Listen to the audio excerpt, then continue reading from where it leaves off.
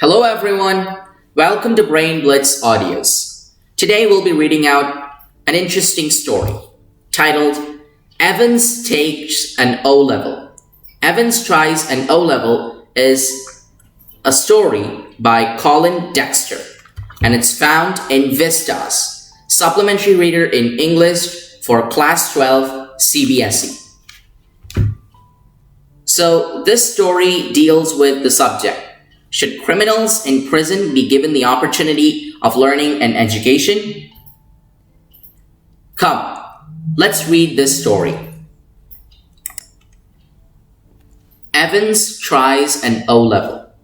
Dramatis personae. The Secretary of the Examinations Board. The Governor of H.M. Prison, Oxford. James Evans, a prisoner. Mr. Jackson, a prison officer. Mr. Stephens, a prison officer. The Reverend S. McCleary, an invigilator. Mr. Carter, Detective Superintendent, and Mr. Bell, Detective Chief Inspector. All precautions have been taken to see to it that the O-level German examination arranged in the prison for Evans does not provide him with any means of escape. It was in early March when the Secretary of the Examinations Board received a call from Oxford Prison. It's a slightly unusual request, Governor, but I don't see why we shouldn't try to help. Just the one fellow, you say? That's it. Chap called Evans started night classes in O-level German last September. Says he's dead keen to get some sort of academic qualification. Is he any good? He was the only one in the class, so you can say he's had individual tuition all the time. Really, would have cost him a packet if he's been outside. Well, let's give him a chance, shall we? That's jolly kind of you. What exactly is the procedure now? Oh, don't worry about that. I'll be sending you all the forms and stuff. What's his name, you say? Evans? James Roderick Evans. It sounded rather grand. Just one thing, Governor. He's not a violent sort of fellow, is he?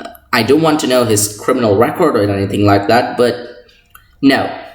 There's no record of violence. Quite a pleasant sort of chap, they tell me. Bit of a card, really. One of the stars at the Christmas concert. Imitations, you know, the sort of thing. Mike Yarwood stuff. No, he's just a congenital kleptomaniac, that's all. The governor was tempted to add something else, but he thought better of it. He'd look after that particular side of things himself. Presumably, said the secretary. You can arrange a room where, no problem. He's in a cell on his own. If you've no objections, he can sit the exam in there. That's fine. And we could easily get one of the parsons from St. Mary Max to invigilate if that's fine, yes. They seem to have a lot of parsons there, don't they? The two men chuckled good-naturedly. And the sergeant had a final thought. At least there's one thing. You shouldn't have much trouble keeping him incommunicado, should you? The governor chuckled politely once more, reiterated his thanks, and slowly cradled the form. Evans the Break, as the prison officers called him. Thrice he'd escaped from prison, and but for the recent wave of unrest in the maximum security establishments up north, he would now be gracing the governor's premises in Oxford. And the governor was going to make absolutely certain that he wouldn't be disgracing them. Not that Evans was a real burden, just a persistent nagging presence. He'd be all right in Oxford, though. The governor would see to that, would see to it personally. And besides, there was just a possibility that Evans was genuinely interested in O-level German. Just a slight possibility. Just a very slight possibility. At 8:30 p.m. on Monday, 7th June, Evans' German teacher shook him by the hand in the heavily guarded recreational block, just across from D Wing. Guten Glück, Herr Evans. Pardon? I said, good luck. Good luck for tomorrow. Oh, thanks. Danke schön. You haven't a cat in hell's chance of getting through, of course, but I may surprise everybody, said Evans. At 8:30 the following morning, Evans had a visitor. 2 visitors, in fact. He tucked his grubby string vest into his equally grubby trousers and stood up from his bunk, smiling cheerfully. "Mornin', Mr. Jackson. This is indeed an honor." Jackson was the senior prison officer on D Wing, and he and Evans had already become warm enemies. At Jackson's side stood Officer Stephens, a burly, surly-looking man, only recently recruited to the profession. Jackson nodded curtly. "And how's our little Einstein this morning, then? Wasn't he a mathematician, Mr. Jackson?" "I think he was a Jew, Mr. Jackson." Evans' face was unshaven, and he wore a filthy-looking red and white bobble hat upon his head. "Give me a chance, Mr. Jackson. I was just going to shave when you bust in." "Which reminds me," Jackson turned his eyes on Stephens, "make sure you take his razor out of the cell when he's finished scraping that ugly mug of his. Clear? One of these days he'll do us all a favor and cut his bloody throat." For a few seconds, Evans looked thoughtfully at the man standing ramrod straight in front of him, a string of Second World War medals proudly paraded over his left breast pocket. "Mr. Jackson, was it you who took my nail scissors away?" Evans had always worried about his hands. "And your nail file, too." "Look!" For a moment, Evans' eyes smoldered dangerously, but Jackson was ready for it. "Orders of the governor, Evans." He leaned forward and leered, his voice dropping to a harsh, contemptuous whisper. "You want to complain?" Evans shrugged his shoulders lightly. The crisis was over. "You've got half an hour to smarten yourself up, Evans, and take that bloody hat off." "Me hat? Huh!" Evans put his right hand lovingly on top of the filthy woolen hat and smiled sadly. "Do you know, Mr. Jackson, it's the only thing that's ever brought me any sort of luck in life. Kinda lucky charm, if you know what I mean. And today I thought, well, with me exam and all that." Buried somewhere in Jackson was a tiny core of compassion, and Evans knew it. Just this once then, Shirley Temple. If there was one thing that Jackson genuinely loathed about Evans, it was his long, wavy hair.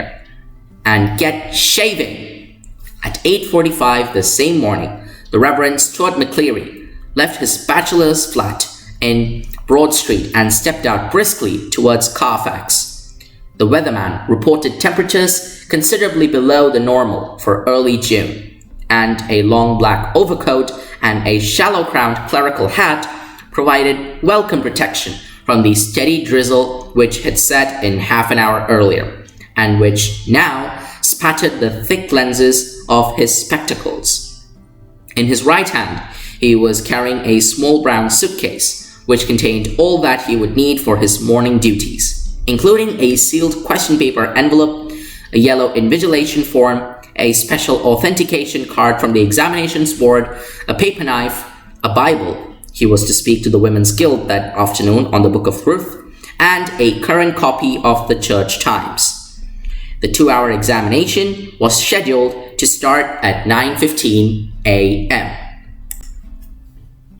Evans was lathering his face vigorously when Stephens brought in 2 small square tables and set them opposite each other in the narrow space between the bunk on one side and on the other a distempered stone wall.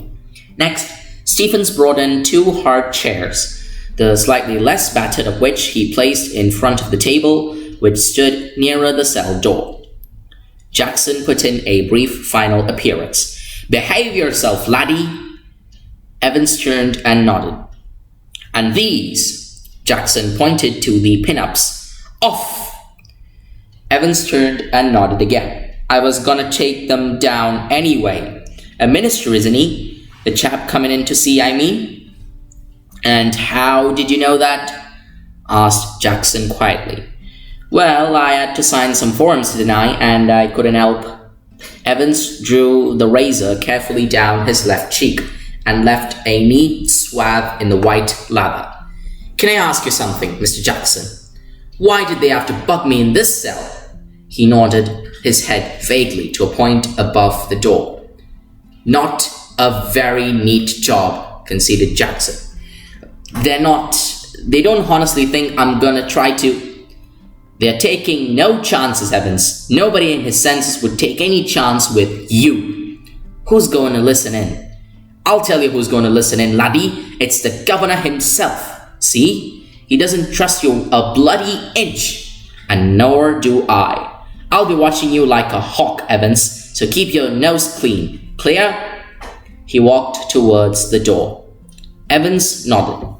He'd already thought of that, and number 2 handkerchief was lying ready on the bunk, a neatly folded square of off-white linen. Just one more thing, Einstein. Yeah, what's that? Good luck, old son. In the little lodge, just inside the prison's main gates, the Reverend S. McCleary signed his name neatly in the visitor's book, and thence walked side by side with a silent prison officer across the exercise yard to D Wing, where he was greeted by Jackson. The wing's heavy outer door was unlocked, and locked behind them, the heavy inner door the same, and McCleary was handed into Stephen's keeping. Get the razor, murmured Jackson. Stephens nodded. Well, keep your eyes skinned, clear? Stephens nodded again, and McCleary, his feet clanging up the iron stairs, followed his new guide, and finally stood before a cell door, where Stephens opened the peephole and looked through. That's him, sir. Evans, facing the door, sat quietly at the farther of 2 tables, his whole attention riveted to a textbook of elementary German grammar. Stephens took the key from its ring, and the cell lock sprang back with a thudded metallic twang. It was 9:10 a.m. when the governor switched on the receiver. He had instructed Jackson to tell Evans of the temporary little precaution. That was only fair. As if Evans wouldn't spot it. But wasn't it all a bit theatrical? Schoolboyish, almost. How on earth was Evans going to try anything on today? If he was so anxious to make another break, why in heaven's name hadn't he tried it from the recreational block? Much easier. But he hadn't. And there he was now, sitting in a locked cell, all the prison officers on the alert, 2 more locked doors between his cell and the yard, and a yard with a wall as high as a haystack. Yes, Evans was as safe as houses. Anyway, it wouldn't be any trouble at all to have the receiver turned on for the next couple of hours or so. It wasn't as if there was going to be anything to listen to, was it?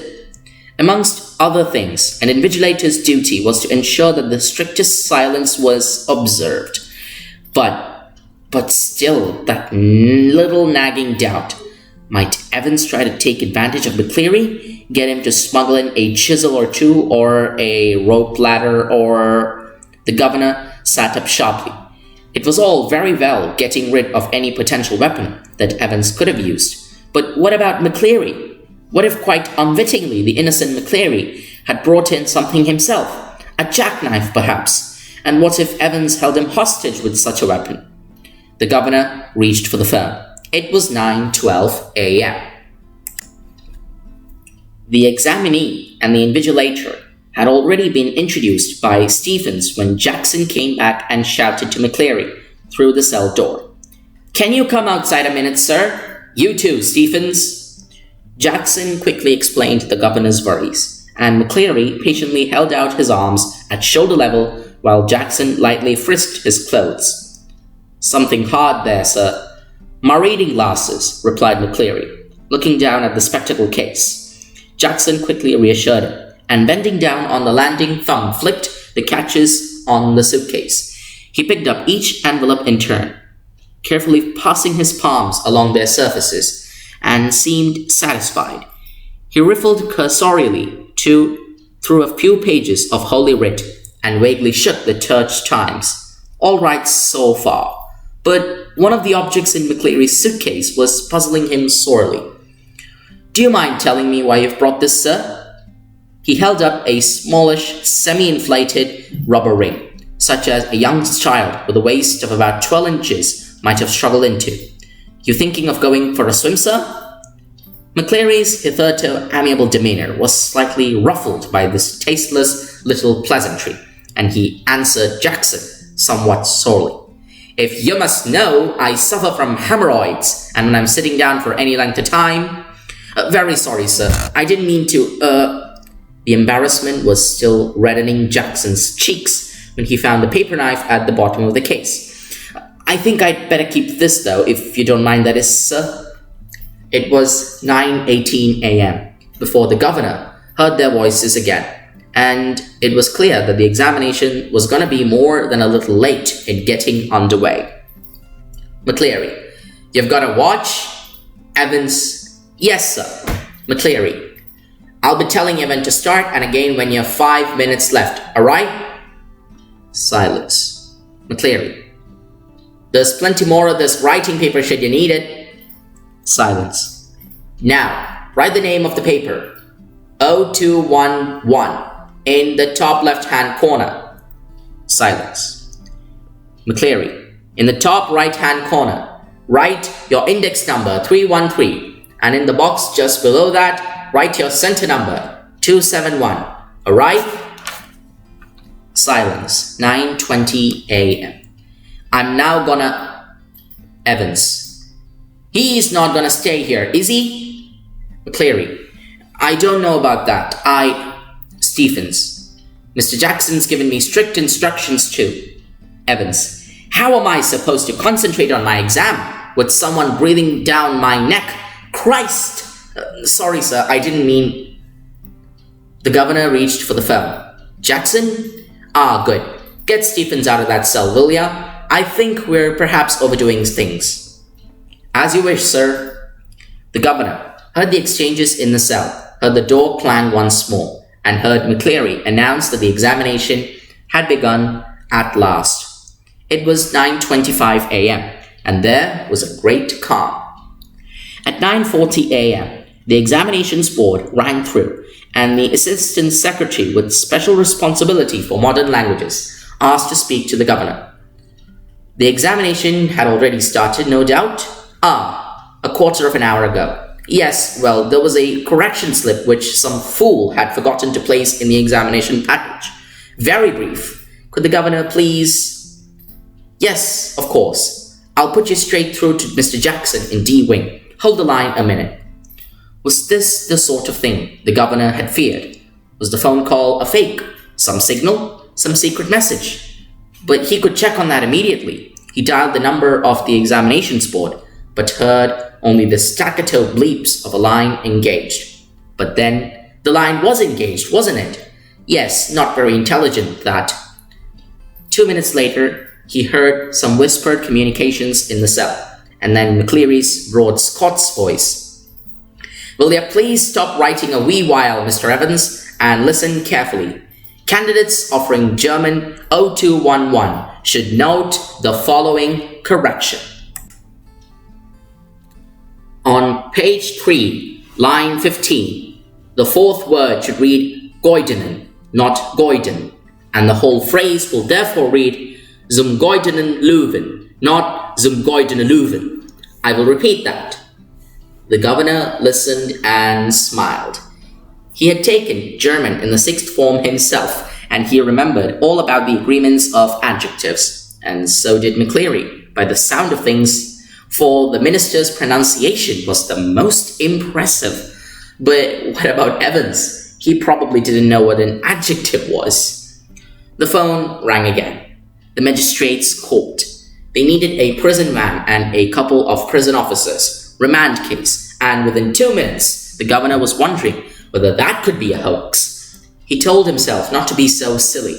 His imagination was beginning to run riot. "Evans!"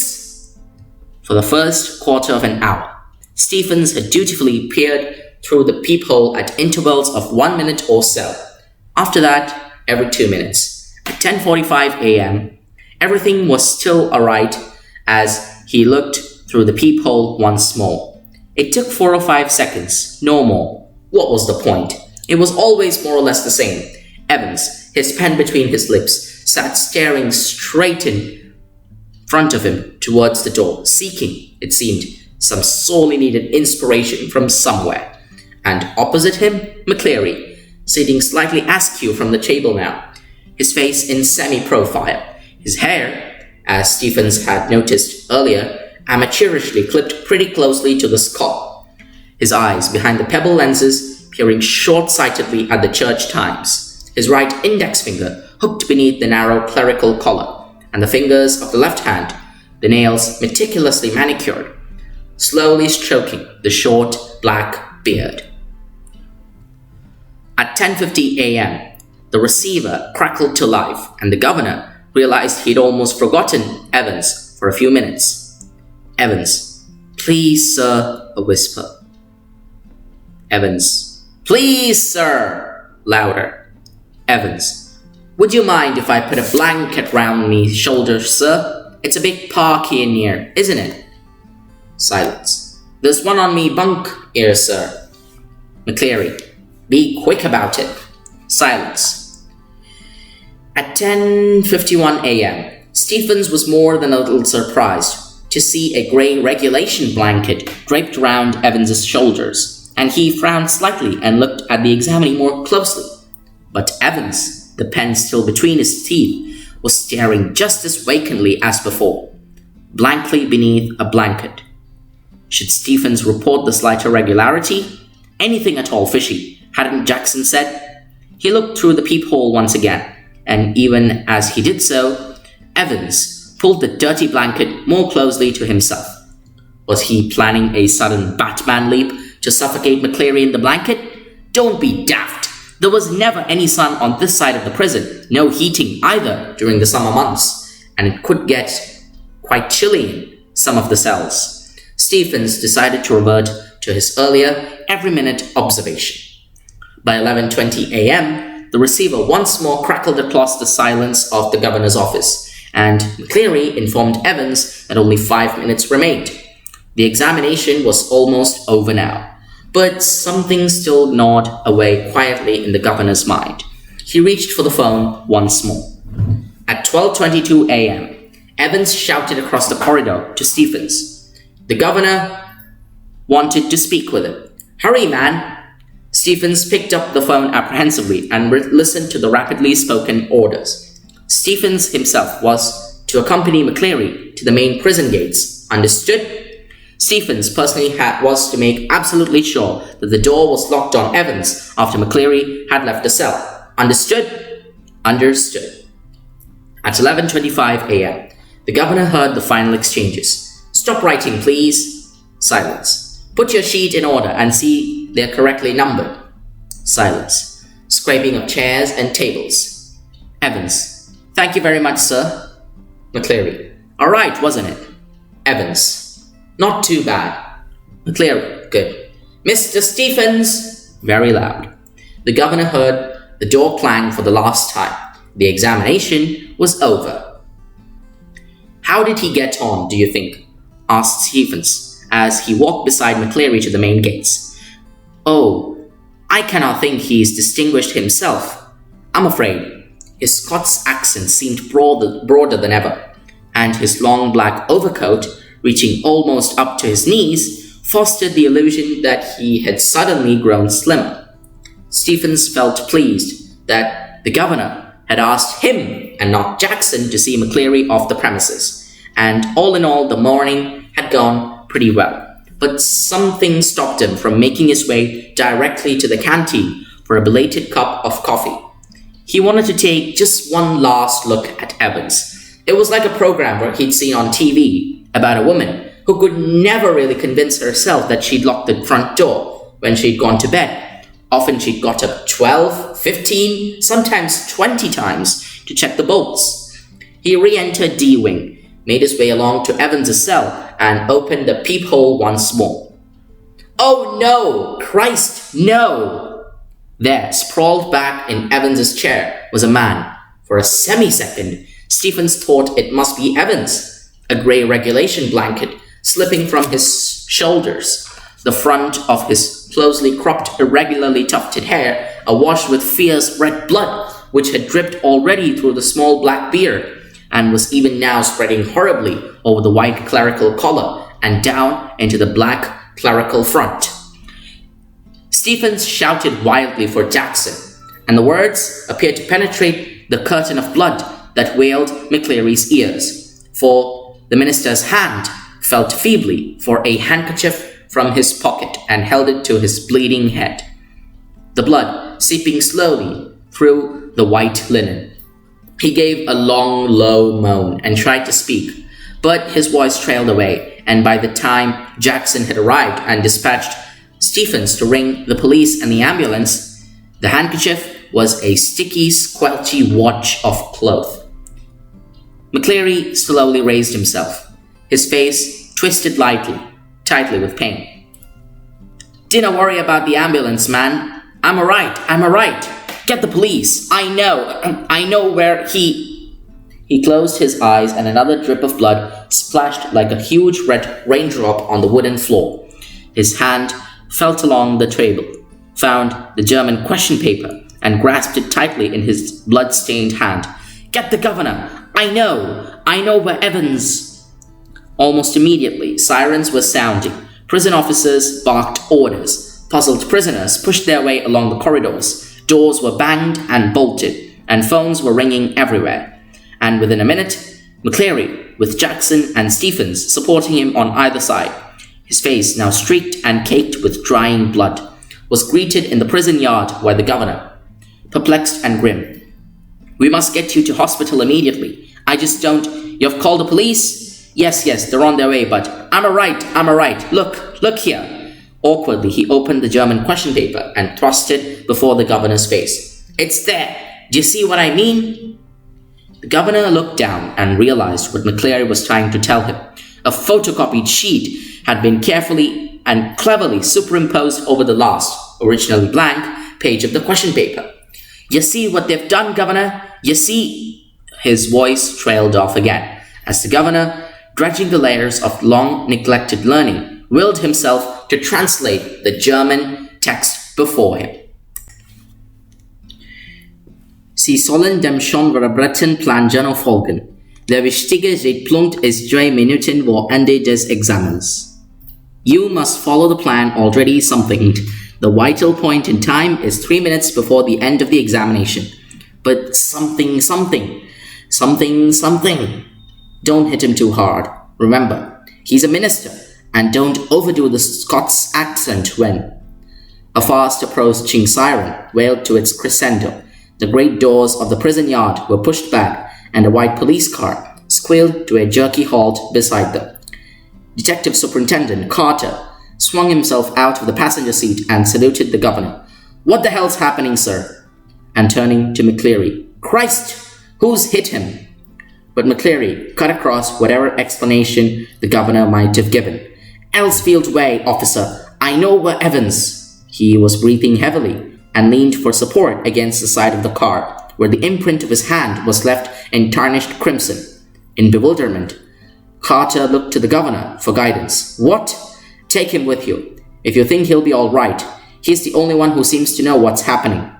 Carter opened the back door and helped McCleary inside, and within a few seconds, the car leaped away in a spurt of gravel. "Elsfield Way," McCleary had said, and there it was, staring up at the governor from the last few lines of the German text. "From Elsfield Way, drive to the Headington roundabout, where..." Of course! The examinations board was in Elsfield Way, and someone from the board must have been involved in the escape plan from the very beginning. The question paper itself, the correction slip. The governor turned to Jackson and Stephens. "I don't need to tell you what's happened, do I?" His voice sounded almost calm in its scathing contempt.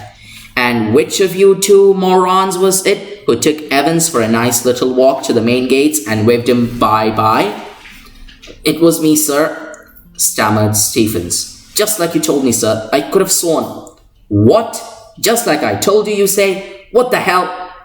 When you rang, sir, and told me to... When was that? The governor's voice was a whiplash now. You know, sir, about 11, just before... You blithering idiot. Man, it wasn't me who rang you. Don't you realize? But what was the use? He had used the telephone at that time, but only to try, unsuccessfully once more, to get through to the examinations board. He shook his head in growing despair and turned on the senior prison officer. As for you, Jackson, how long have you been pretending you've got a brain, eh? Well, I'll tell you something, Jackson. Your skull is empty. Absolutely empty.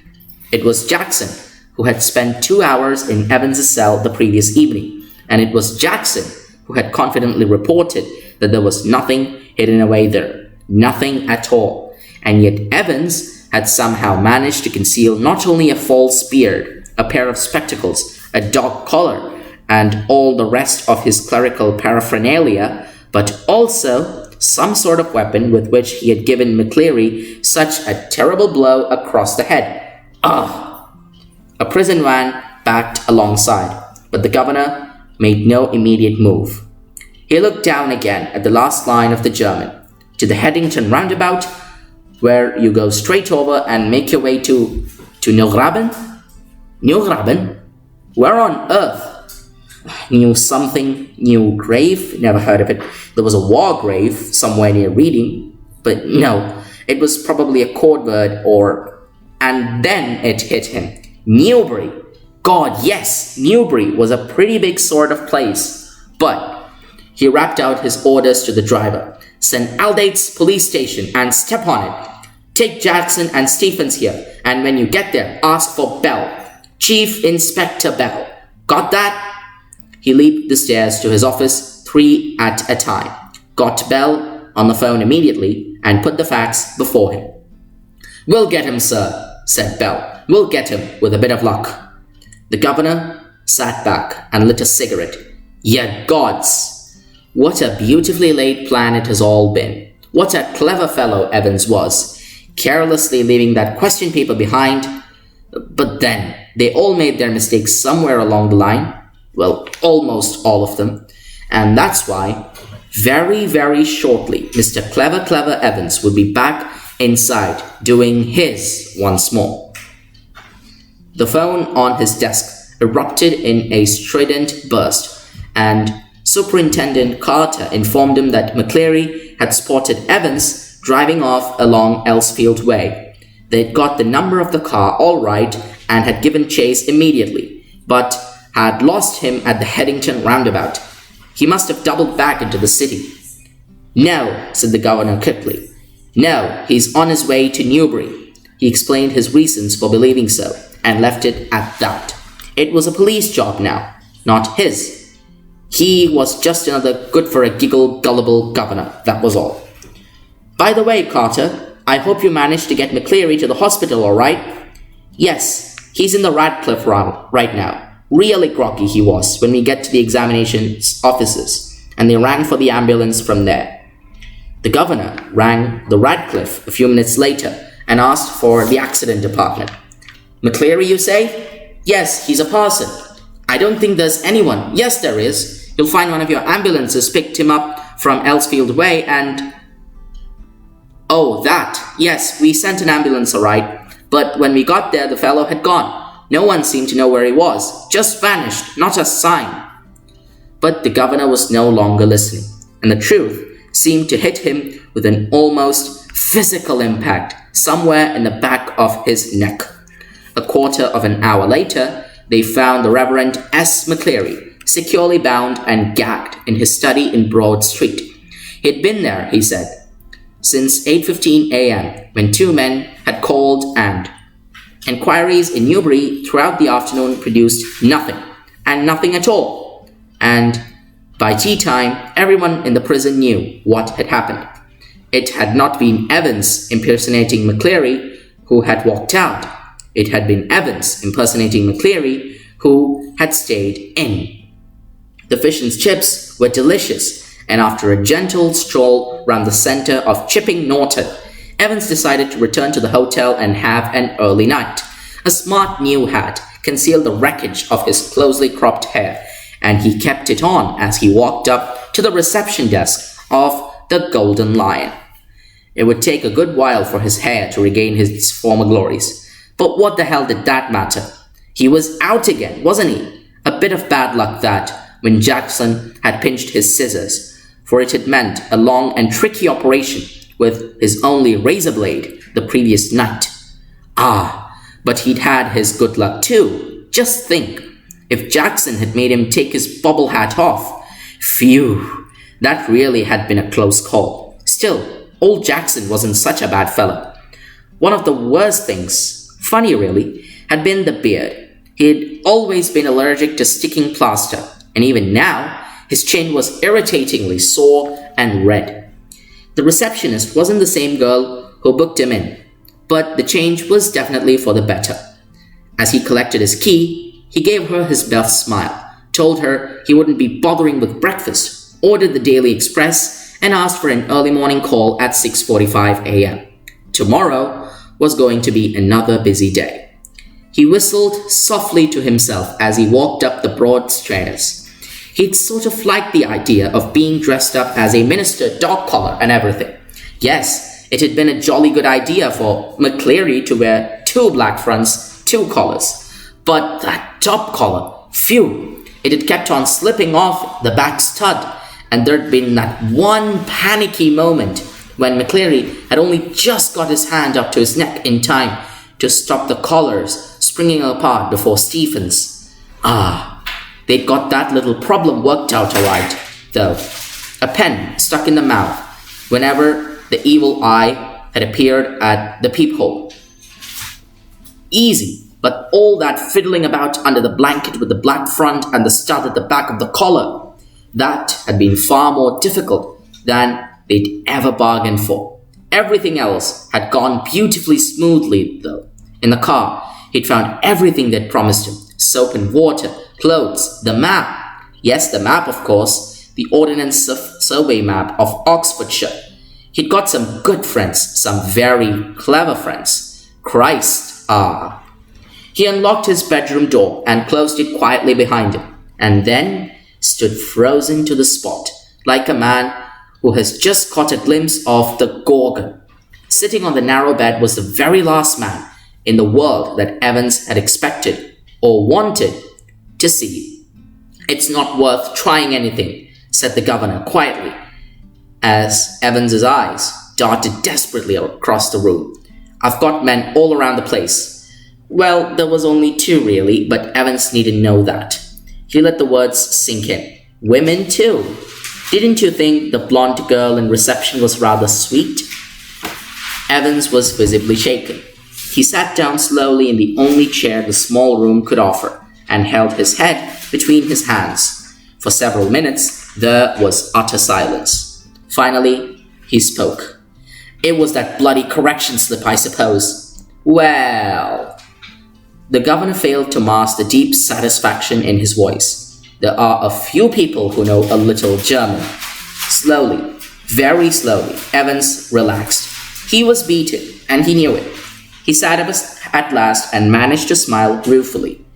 "You know, it wasn't really a mistake. You see, we hadn't been able to fix up any hotel, but we could have worked that some other way. No, the really important thing was for the phone to ring just before the examination finished, to get everyone out of the way for a couple of minutes. So we had to know exactly when the exam started, didn't we? And like a fool, I presented you with that little piece of information on a plate. Well, somebody did. So you see, sir, that correction slip killed 2 little birds with a single stone, didn't it? The name of the hotel for me, and the exact time the exam started The governor nodded. "It's a pretty common word." "Good job, it's pretty common, sir. Or I'd never have known where to come to, would I? Nice name, though. Zum Golden and Lewin. How did you know which golden lion it was?" "There's hundreds of them. Same as you, Evans. Index number 313, center number 271. Remember, 6 figures, and if you take an Ordnance Survey map for Oxfordshire, you find that the 6-figure reference 313/271 lands you bang in the middle of Chipping Norton." "Yeah, you're right." We'd hoped you'd run off to Newbury. We did. Well, that's something, I suppose. That question paper, Evans. Could you really understand all that German? I could hardly. Nah, of course I couldn't. I knew roughly what it was all about, but we just hoped it would throw a few spanners in the works. You know, sort of muddle everybody a bit. The governor stood up. Tell me one thing before we go.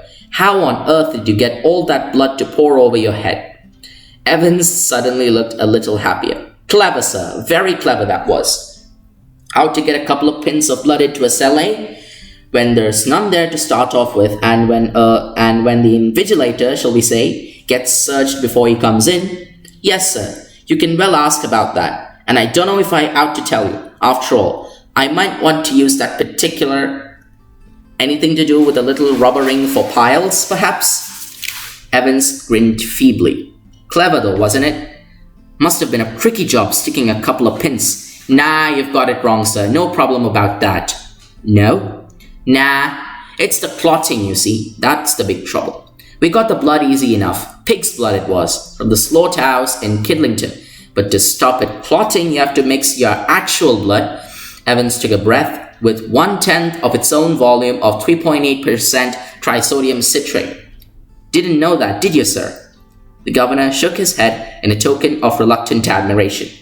We learn something new every day, they tell me. Come on, my lad. Evans made no show of resistance, and side by side, the two men walked slowly down the stairs.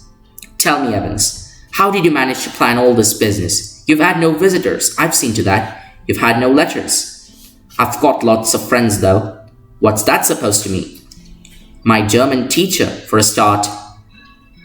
You mean, but he was from the technical college, was he? Evans was almost enjoying it all now. Ever check up on him, sir? God almighty, there's far more going on than I always will be, sir. Everything ready? Asked the governor as they stood by the reception desk. The van's out the front, sir, said the pretty blonde receptionist. Evans winked at her, and she winked back at him. It almost made his day. A silent prison officer handcuffed the recaptured Evans, and together the two men clambered awkwardly into the back seat of the prison van. See you soon, Evans. It was almost as if the governor was saying farewell to an old friend after a cocktail party. Cheerio, sir.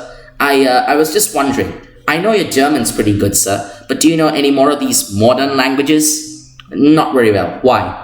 Evans settled himself comfortably on the back seat and grinned happily. Nothing really. I just happened to notice that you've got some O-level Italian classes coming up next September, that's all. Perhaps you won't be with us next September, Evans. James Roderick Evans appeared to ponder the governor's words deeply. No, perhaps I won't, he said.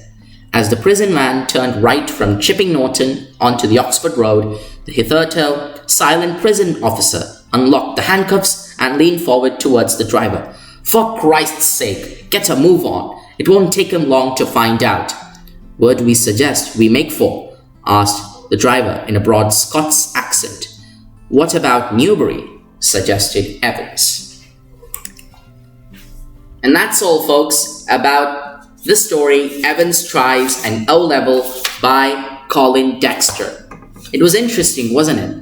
Reflecting on the story, what did you feel about Evans having the last laugh?